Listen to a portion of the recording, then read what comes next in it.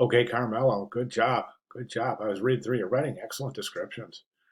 Really nice job. Okay, so these are great. There's no question about it. These are outstanding. Just a really super compelling um, imagery and illustrations. And I think the neat thing here is that even though the target for these illustrations is very young children, these are applicable to adults. I mean, I find them to be really compelling, right? And I just think these are fantastic. Good choice here.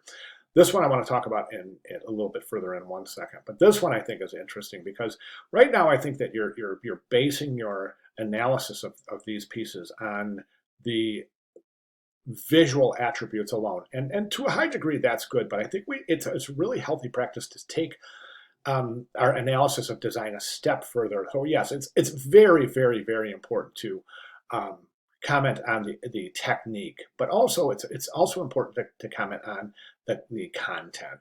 So I think technique wise here, I think, yeah, I agree. We're pretty generic, no cutting edge design going on here. One thing I think the composition does have going for it is that it's got a wonderful depiction of depth in a two-dimensional plane. I think that's really fantastic. We see that a couple of different areas. We see overlapping that reinforces depth. Actually, three different areas. We see, actually four. Overlapping that indicates depth. We see this perspective, this vanishing perspective, which indicates depth.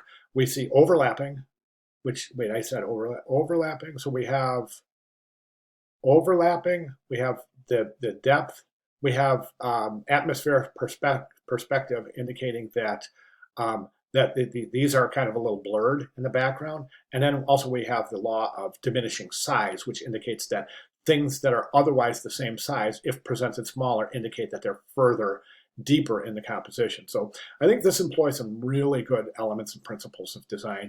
I think that the technique might be just a little bit lacking, a little bit generic, but I think the message is crystal clear in that we're depicting the wrong side of the tracks.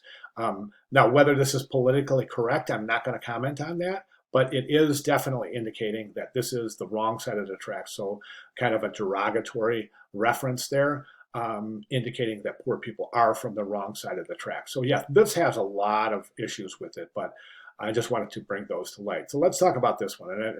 And I think it's an interesting um, illustration. But my question is this: I want to get students acclimated to look beyond the visual qualities of an illustration and kind of look deeper into the communicative value of illustrations when you're analyzing illustrations, and actually even when you're compiling your own illustrations. So my question to you is this: what's going on here?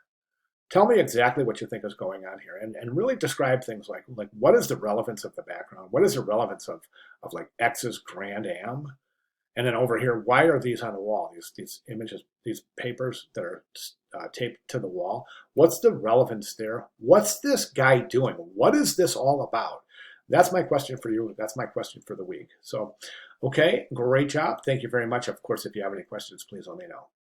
Thanks very much, Carmelo.